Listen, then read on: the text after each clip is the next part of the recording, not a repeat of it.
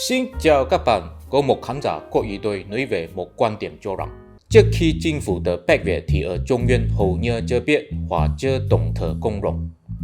Tôi phải chấp nhận rằng tôi thật sự không biết quan điểm này là đúng hay là sai, nhưng mà tôi muốn góp ý cho các bạn một quan điểm, một góc nhìn để suy nghĩ vấn đề này, tức là truyền thuyết về rồng và hình dạng của rồng là hai sự việc riêng.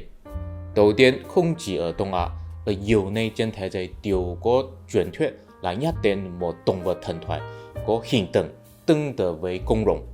Ví dụ, ở Ấn Độ có Naga được coi là hộ pháp của Phật giáo có nhiều ảnh hưởng ở Đông Nam Á, được coi là thần bảo hộ của đất nước. Ở Đông Á cũng bị hỗn hợp với Long Vương. Sự khác biệt là chỉ có một cái sừng, không có râu, không có chân. Ở Tây Á có Leviathan là một hải quái, là hóa thân của sự ghen tị, có nhiều ảnh hưởng ở phương Tây. Sau đó thường được coi là một sự thử thách cho anh hùng để chứng minh sự dũng cảm, với sự khác biệt là có cánh và không có thân rắn.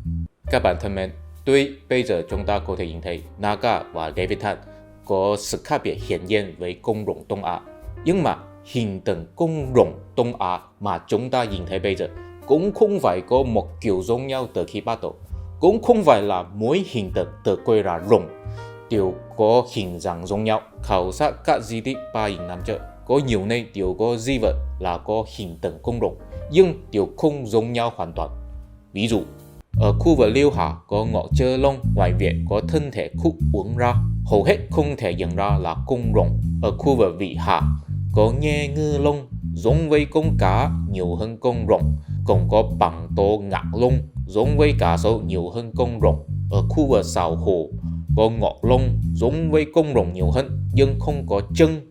Ở khu vực Trần Giang có Ngọc Long Thủ Hoàn, chỉ có hình tượng đầu rồng. Ở di tích Tung Sơn có hình tượng rồng cá sấu, cũng là giống với cá sấu nhiều hơn con rồng.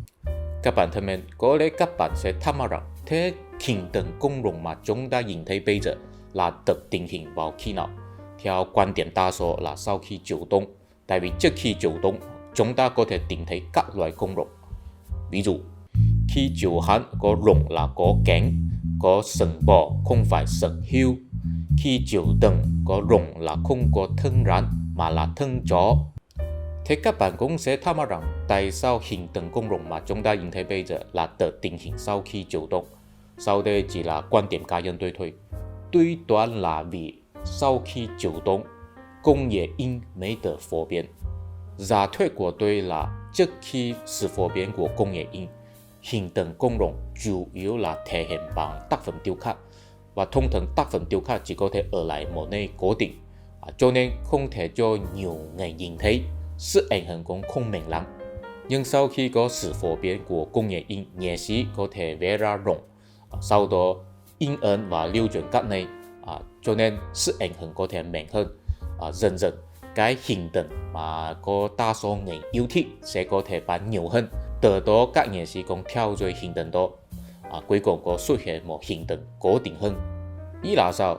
Ý là truyền thuyết và hình tượng là hai sự việc riêng. Ở các nơi thế giới đều có thiên tai lũ lụt, và khi nhìn thấy những động vật to lớn trong nước, có thể là cá sấu, lợn hay là rắn, thì người ta sẽ sáng tạo ra truyền thuyết và hình tượng là dựa trên những động vật. Nhưng sự truyền giao của một truyền thuyết có thể rất cố định, tại vì miễn là người truyền giao truyền thuyết đó không có nói lộn xộn thì được. Nhưng sự truyền giao của một hình tượng thì phải suy nghĩ đến tính thẩm mỹ, có thể rất dễ bị thay đổi vì hình thức nghệ thuật có thay đổi. Nói đơn giản là khi bắt đầu ở Việt Nam và Trung Quốc đều có truyền thuyết con rồng riêng, nhưng mà sau đó tại vì có sự giao lưu nghệ thuật ở giữa Việt Nam và Trung Quốc, vì thế hình dạng con rồng ở Trung Quốc và Việt Nam càng ngày càng giống nhau. Có lẽ ngày xưa hình tượng con rồng ở Việt Nam là giống với cá sấu hơn. Trong tương lai cũng có khả năng sẽ bị thay đổi vì ảnh hưởng của điện ảnh và trò chơi điện tử.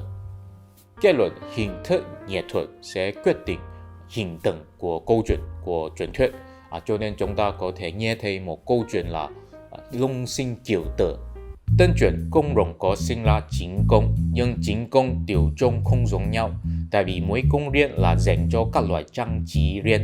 Những chính công là đờ nhiêu, chiếu níu, nhai xế, giá tử, chảo phong, cháo phong, bổ lao, phú lao, đoan nhê, xoan ní, bí hí, bí xì, bể ngàn, bí ăn, phủ hí, phủ xì, ly vấn, chư vấn.